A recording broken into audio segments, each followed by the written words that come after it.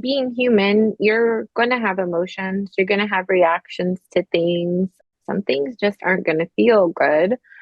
The difference, though, is not allowing like a trauma response to run your life. Welcome to Women's Thrive podcast. This is where you'll get to hear incredible stories of female entrepreneurs, business owners, women from all walks of life. Myself, Raymond Jan, and my co-host Abigail will be interviewing incredible women, hearing inspiring stories of women from all around the world. I have no doubt that you will find something that will be life-changing for you. Make sure you hit that subscribe button and join us for our future episodes. So, hey everyone, and welcome to another amazing episode of the Women Thrive podcast. My name is Abigail Rebecca. I am one of the co-hosts here with Ramonda Jan, the founder of Women Thrive Media. And I'm saying another amazing podcast because I know exactly who I'm going to be interviewing today, and I'm really excited about it. So let's talk about the nervous system and emotions. How many times have you felt frazzled, or have you felt very overwhelmed? You've really had to feel through those emotions. We always say that as entrepreneurs, it's a bit of a roller coaster. It can be a bit of a roller coaster journey.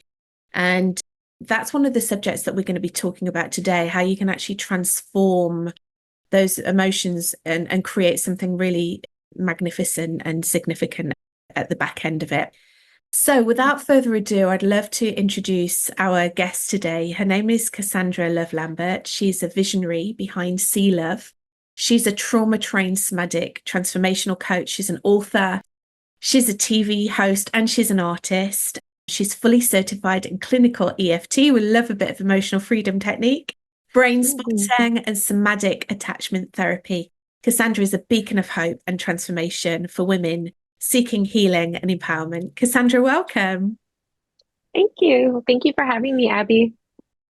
Oh, you know what? I'm so excited to deep dive. And I know that I've just read a little bit of your bio there, just the beginning of it, but some of the things that you practice, the somatic work, EFT, brain spotting. I mean, it's just incredible work. And sometimes these things can be passed by, right? We're so focused on growing our business and building the funnels and making the sales and focusing on social media, we forget about ourselves and our own self-care and how that can massively impact our business. So I'm really excited to dive in with you today and talk about that. Yeah, me too. It's been a life changer, really, for me, the somatic work. Any of the work I did before somatic was kind of like a sparkly band-aid. Like it might feel good in the moment, but then like when you go home into your day-to-day life and day-to-day relationships, like whatever those things might have been didn't quite stick or integrate or get embodied until I actually added in the somatic piece. Yeah, it's like that vision, isn't it, of the fuel gauge being low and you just stick a band-aid sticker over it and just ignore it. And well, sooner or later you're going to run out of fuel and then that's it. But yeah. How did you get into this work? I'd really love to know a little bit more about you and your story and your journey to this point. Could you share that with us? Yeah, I will try to give you the cliff notes because it's really long.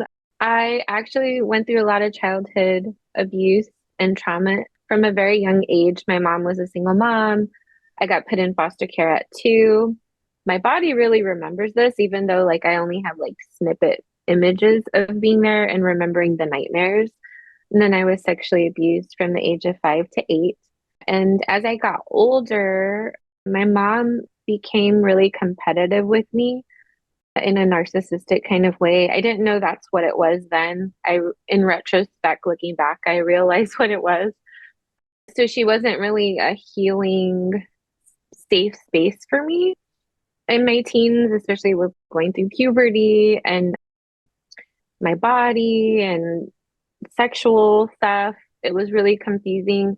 And my mom had been in and out of abusive relationships when I was a child. And so as I got older and I got into relationships, I repeated those patterns, not realizing that's what it was. I thought that's just how guys were or how the world was. I didn't realize that it was me being drawn to the familiar of how our programming works. And so I did attempt to do a bunch of healing in my 20s. It actually started from Tony Robbins, seeing an infomercial kind of got me on the trajectory. I read his book, and then I ended up in a Meisner acting class, which is very in the moment, working off of your like your partner in a scene. And that class, the Meisner class, actually brought me back into my body and into the present moment. Before that, I was totally a robot. My teacher actually called me out in front of the class and said, I can't work with you anymore until you get therapy because you have the most intricate defense mechanism system I've ever seen in my life. And so what that meant really was when somebody said something to me versus authentically responding or reacting, I would take it in, I would mold it, I would shape it, play with it before I would send it back. And I would send back what I thought the other person wanted to receive.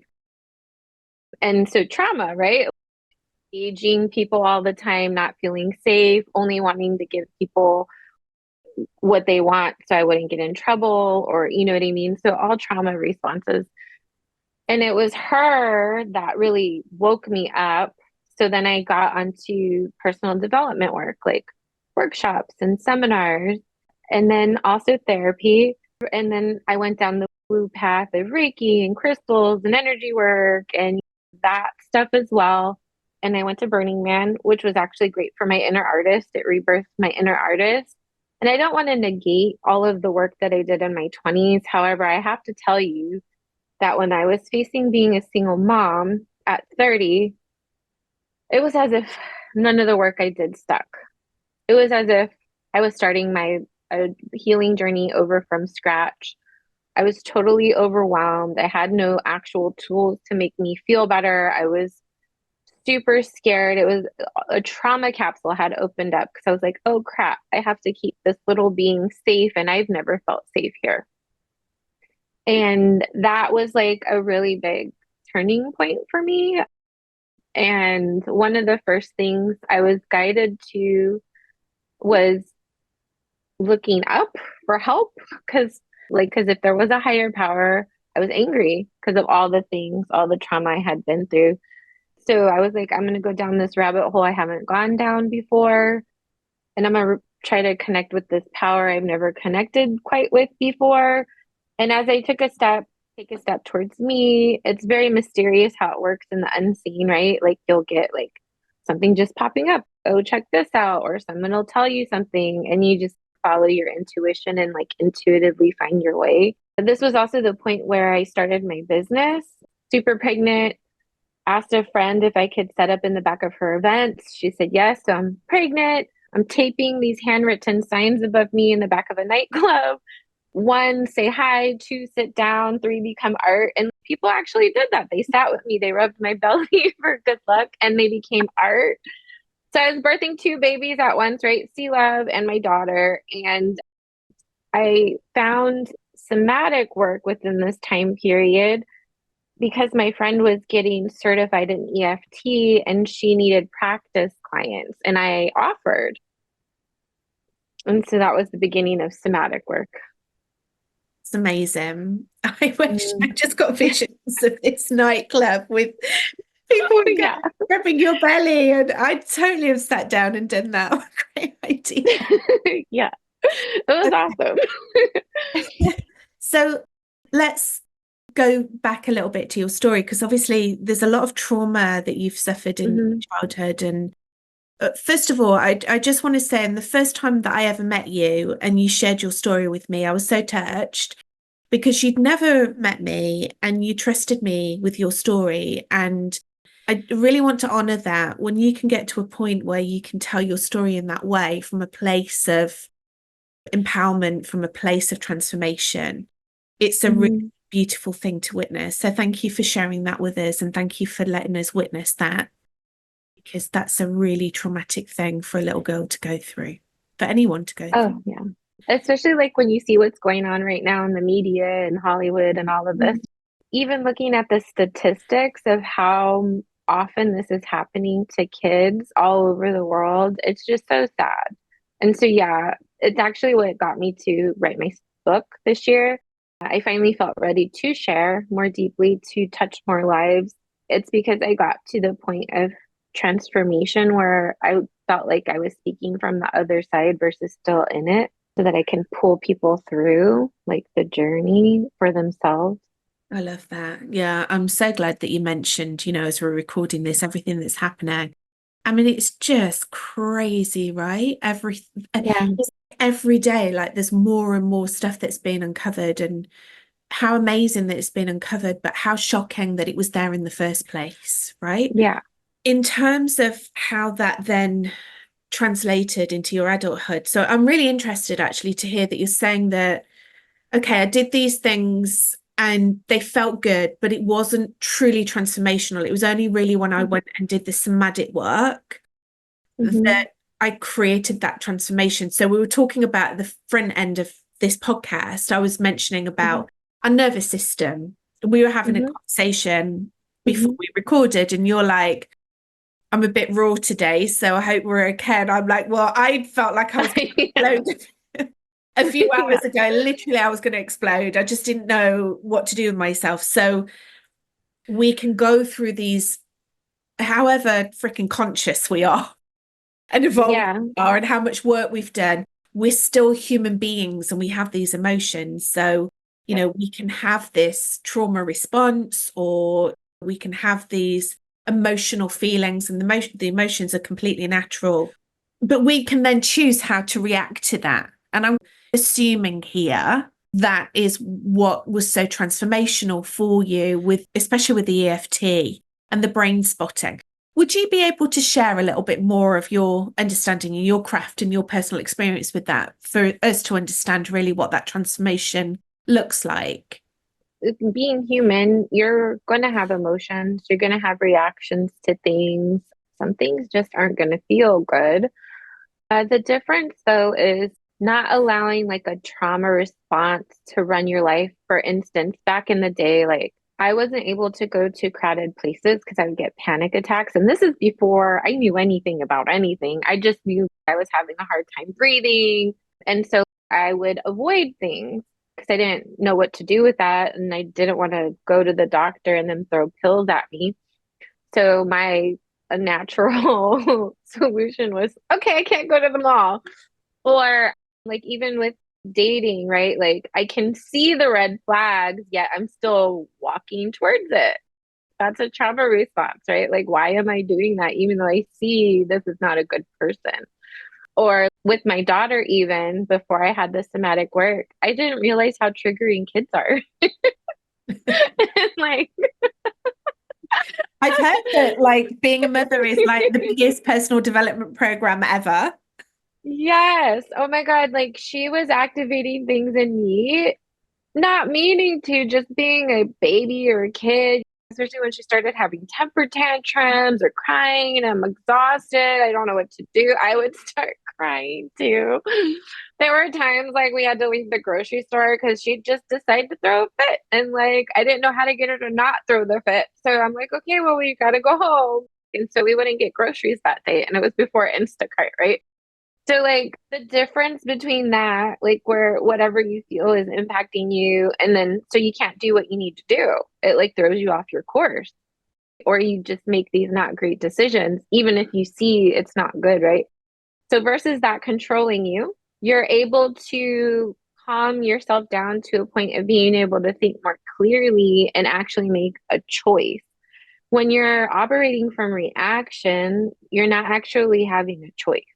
You're just reacting based off of a default program you might have, or a default coping strategy you've developed over the years that might be from 5 years old. And obviously, whatever you did at 5 years old might not work for you at 40. It might not produce the same result. So, the more that you do the somatic work, the more that you're able to regulate your nervous system, the more you're able to make conscious choices and then take action towards it. And so it changes the trajectory of your life. And it also changes your feeling from feeling like things are just happening to you to they're happening for you, right? There's like a shift. And versus just feeling like, oh, all this crisis all the time, I don't have no choice. You're like, no, I get to choose and I'm choosing this. And you take action. So there's like a huge mindset shift that happens too, where you get more of your power back versus feeling like you have no power. Yeah, you really do. And Hmm. it can be very easy, can't it, to fall into that victim mode and blame the world and Hmm. blame everyone else for what you're up to, especially if there is that trauma as well to contend with. I mean, I've got a similar story actually around EFT. Really was one of the modalities that really transformed me and helped me with, I didn't even know I had any trauma because Hmm. basically covered it up by partying all through my 20s. Yeah. Right. Hmm. So I was brought up in this religious cult. I left when I was 16. There was a lot of abuse in that organization, a lot of child abuse. Fortunately, it never happened to me, but it was quite rife. And I left and I just turned into a party girl. So I'm all through my 20s, I was like dancing on bars in Ibiza and Mallorca and, like Yep. Greek islands and drinking, drinking, drinking. And then in my 30s, my addiction was work. It was my career. Hmm. So you were talking about having your daughter. I haven't had children, but it was when I launched my business that started to bring up all the shit that I Yeah. hating. And I was like, what do I do with all of this? And I discovered EFT and I trained to be an EFT practitioner because I just love the way it calms you down and it empowers you. So today, where I was Yeah. bouncing off the walls, I allowed myself to have my hissy fit. Hmm. Good. I was Yes. like, I'll have Yes. my hissy fit. The dog was like, what's the matter with her? She's normally so chill. And then I was like, sit down, EFT. EFT Hmm. it, EFT it, tap it out. And then at the end of it, yeah, like it's amazing, isn't it? Hmm. How Yeah. it's so simple but so effective. Oh, yeah. Yeah. And I love that you actually allowed yourself to have this hissy fit first, because this is the thing. If you're at a 10 out of 10 with activation, you can't go from that to, oh, I'm going to meditate or I'm going to tap on my points. No, you actually need to bring that down a little bit before you can sit there and tap. So, yeah, I always tell people to do rage tapping, which is you turn up the music really loud. You allow yourself to stomp your feet. You cuss if you need to. Just say what you want to say that you would never say to the person to their face. Just really get it out of your system. And then once you do that, then you can move into tapping and then meditation. There's like a way to do it so that you're really fully expressing how you feel. And I think it's important to do that because we get clogged as women. We get clogged, and that can cause disease. In your bio, you mentioned that you do brain spotting. I just wanted to talk to you about this. This is really interesting. So I heard about brain spotting a few years ago. A very good friend of mine, we used to be in a mastermind together, and she trained in it and gave me a session, and I was crying for about 50%, 60% of it. So there was definitely a huge release there, but it's not something that you hear a lot about. So can you explain to us a little Yeah. bit about tapping? Because I think it's, I mean, transformational. We need to know about it. Yeah, I know it isn't as widespread. Well, neither is EFT. It's so funny in the States. They're a little behind the curve on these modalities, but the best way to break it down in a very simple way for brain spotting is there's EMDR, which was created for war veterans, right? Which you do with a therapist. And they started to recognize that war veterans and sexual abuse survivors had similar brain damage. And so they started to use EMDR with sexual abuse survivors. However, therapists were hitting like a plateau with clients. And I, for one, as one who also experienced EMDR, it wasn't great for me, for my sensitivity at all. It actually made it worse, which is just a side note. But brain spotting was birthed from EMDR. So it has a lot of components of EMDR. But essentially, we find a spot in your visual that activates whatever it is you're working on, whether it's memory, whether it's a belief you have, some kind of thing that's just lighting up your system. So we find a visual spot for it. And then you'll stare at that spot, mindfully processing whatever it is that you're working on. And it's so fascinating because it uses the power of your eyes, and your eyes are super powerful because they're directly connected to your central nervous system and your organs. So it's bottom up processing. And so what that means is you'll be staring at the spot, but feeling so much in your body connected to whatever that is that you're working on. And you'll be going like, I call it like waves. It'll go like waves. So sometimes it might be more intense and then it might die down. And it also, your mind might go to other memories that are also connected to that memory or whatever it is. And by the time it reaches a space of you having a cognitive like shift, it's embodied. So all that processing, you're crying, you're shaking, you get hot, sometimes you sweat, but your body's just releasing the entire time. And I really love brain spotting too, because it's really helpful in helping to balance out our system.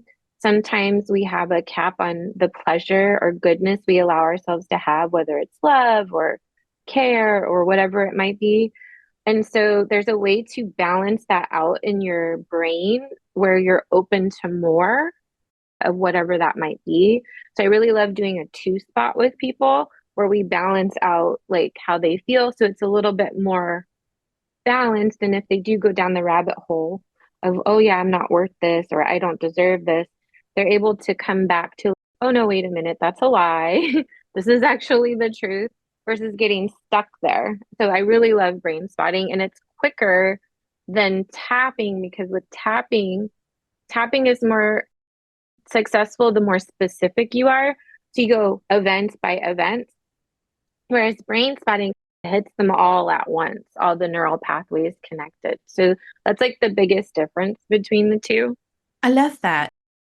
So this plateau that we can often get to in terms of love or wealth or opportunities, Hmm. whatever we feel that we do or don't deserve. Or have you ever read Gay Hendricks, The Big Leap, the book?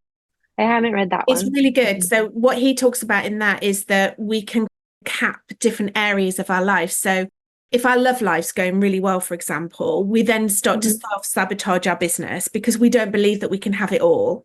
More, yeah. Hmm. And this Hmm. is so Yep. much for women, right? I think this really Yep. impacts women so much. So what you're saying is brain spotting can be a tool to be able to open up the channels where you can bring it all in and you're not self-sabotaging or trying to limit yourself. Oh my God, I haven't read this book, but I talk about this a lot. So I'm glad you brought this up. Yeah, all of us have this glass ceiling we put on ourselves about what we're worth, and it can channel into money or relationship or whatever. And when we hit that, and this also deals with the nervous system, this also deals with manifesting or creating or having your goals. If your body doesn't feel safe enough to have more, you will get rid of it or sabotage or keep yourself stuck or create a crisis or something so that you can't get further because you there's a part of you that doesn't feel safe to have more yet. That doesn't mean it has to stay that way. That's just what you'll notice, right? When you hit that, you'll know when you hit it because you'll be scared about more, right? And we actually talked about this at the beginning of the call. I went through that, I think, with you guys when I was first reaching out to you guys because I was leadership program and I was just doing so many things all at once. And I was hitting my ceiling where I was starting to get scared. Oh, this is too good to be true. There's no way all these opportunities exist. And so the moment that I thought that you guys didn't make it to the call, which was me just being a week early, I was starting to freak out. It wasn't real. So that's how it will show up though. You'll be like, there's no way this is real. There's no way this can you and you'll sabotage, right? Like, and so you have to be very aware of that. Oh no, I just need to go work on my nervous system because I'm hitting that wall of, oh, I'm not allowed to have more here. And it can happen in relationship, it can happen with your finances, it can happen in your business or at work. It happens everywhere, right? We have these limits that we put on ourselves and they really begin at childhood, like our programming. I've had so much experience with that, with money, really, for me. Hmm. It's always been a money story where there's been a limit, and there's been an unconscious limit. I didn't realize I was Yep. setting it, but I'd set it. And then anything above that, I would lose the money, or I'd spend the money, And or the money. Yeah. something would happen where I wouldn't have the Yeah. money. And then I'd Yep. go back to the limit. So I'd always Hmm. be going back. So I had to learn, like you said, to clear my nervous system, to start to set new boundaries and new Hmm. goals, limits, and then have that as my benchmark. That's why I've worked with quite a few women actually that are multiple six figures. They get to seven and then they come down again because Hmm. they just Yep. can't get it. They can get there, but then they can't hold it. They can't But hold yeah, you have to it. hold the Yeah. creation. Yeah, I call it a creation. It's one thing to get there, but then you also have to work with your system to hold it, hold the creation you just made so you don't ruin it or sabotage it or go backwards. You know what I mean? So you do the work to get there, but then you also have to do the work to lean into holding it, right? And then the next stage is working to create more, right? So yeah, it's a process.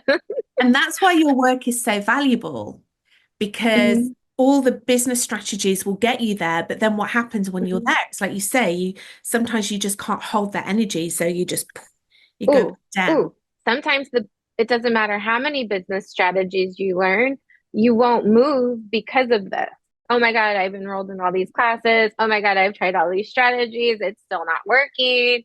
Da, da, da, da. And it's because there's a ceiling and you're not allowing yourself to have more. And it's very subconscious, right? It's very subconscious. But that could be a sign, like if that's happening with you right now. Oh my God, this is my fifth coach this year or a program and I'm still in the same spot. It's a sign that there's a deeper block happening. It's not just strategy. Yeah, because what you do is you just keep on throwing money at it most of the time, right? The Yeah. action is, Yeah. I'll get a different coach, I'll join this program, Hmm. I'll do this course, I'll do this, I'll do this, instead of actually doing that work that is really important Hmm. for us, that's crucial for us to be able to Hmm. expand into whatever we want to expand into. A lot of people don't know what the work is. How do you define it? I've found a way that works for me and some people, right? I can't say it works for everyone because we're all snowflakes and everyone's system is very different, but it's really working on all the internal rebuttals. If you say, I'm going to create six figures this year, do you have parts of your body that are like lighting up with tension or like sharpness or just something uneasy, or maybe that makes you feel sick, or maybe something in your mind, yeah, you can't create that, or yeah, honey, that's not happening. Or so these are like your rebuttals that are going off in your nervous system and your body. Your body's letting you know, yeah, I'm not actually aligned with that goal. And so the work would be to work on all those pieces that are blocking you from the alignment of the goal. And to do that, I found EFT actually really powerful in that way because you can go into all those little rebuttals, all those thoughts, all those feelings and sensations. And usually what you'll find is they're tied to memories. Yeah. And then it becomes just that's the work, right? Because then you're congruent with whatever that is you want to create, and there's no force that's needed. It just happens. Yeah. It's fascinating. I love the work that you do. One of the things that I really love about you is that you have this energy that feels really free. It's really free. And especially listening to your story and everything that you've been through, you're just a real shining example. You really are, about how you can create that freedom. And we talk about freedom and we Mm-hmm. attribute freedom to lots of different things, or we position freedom as lots of different things. It could be like freedom to travel, free, like financial freedom, like freedom in Mm-hmm. your business, whatever.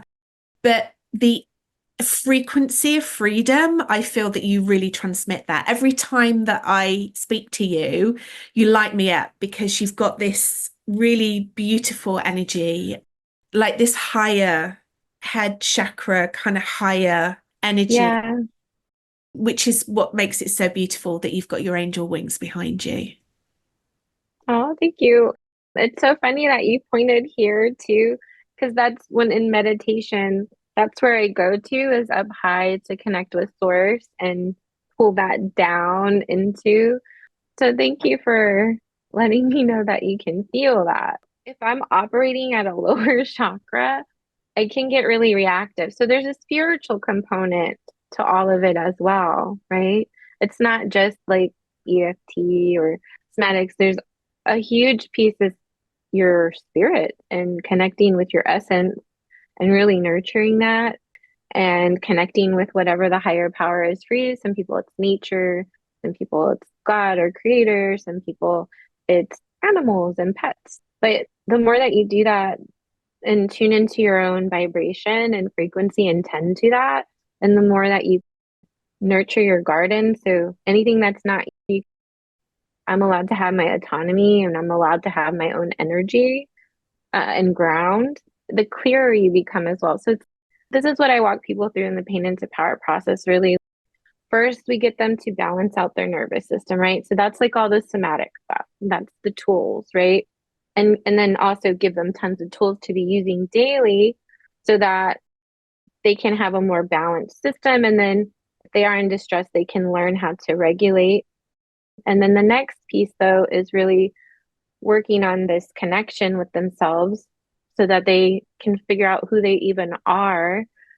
Because we aren't these bodies, right? We're more than that. We're like this frequency, this tone, this energy. And the more that you tune into your energy and you nurture that, the more you'll know if something's resonant or not as well. And sometimes the world can throw so much at us and we can shrink and feel really crowded. So it's really important to clean that daily, just like you brush your teeth, because you're allowed to have your own space and your autonomy and your energy and your own frequency. So that's really important too. And then, of course, boundaries is another piece that I like to help people with, because creating your safe playpen so you can play just allows you to feel more free in your life too, because you get to set the parameters of what that looks like based on what feels good or doesn't feel good.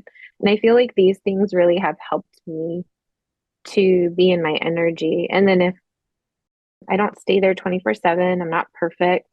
And even monks don't stay there 24/7, but I know how to get back to it. And I know how to get back to it. And I know how to get back to it, right? And quicker.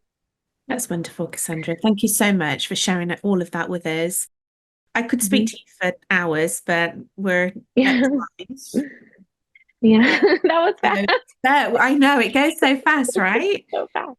We're going to catch you on some lives. We'll catch you on the showcases. We'll catch you on the Women Thrive Summit next year, which we're so proud to have you on our stage and so happy to have you in Yeah. our community. Where can people find you? Where's the best places to find you and connect in with you? Yeah, I think one of the best places is Instagram, just because in my bio I have my link tree, so then it connects to all the other places. So you can find me on Instagram at C_love_Lambert. Wonderful. We're going to put those links down at Mhm. the bottom as well. And did you mention as well that you have a free gift as well that you'd like to share with the Yeah, actually I do. So the three things I just told you were like the three things I walk clients through to regain your power. I have a freebie of that, and it's a video as well as a PDF. amazing? And we'll put the link down at the bottom. Make sure that we Mhm. direct yourselves to that. Thank you so much. So much to take away from our conversation today. Oh my goodness, I can't wait for your talk. I don't even know what I want to do it on. There's so many options. I want it to be juicy for you guys. Please do send me. It's so juicy. Yeah. And thank you for having me. I know I could talk to you for hours ever since the first talk. Wonderful. Thank you so much, Cassandra. And thank you, everyone, for watching, for listening to us. We hope that you enjoyed this episode. Please reach out and let us know your thoughts, your aha moments. Please reach out to Cassandra. Please follow her and support her. She's a wonderful woman doing wonderful work in this world. And we will see you on our next Women Thrive podcast episode coming up really soon.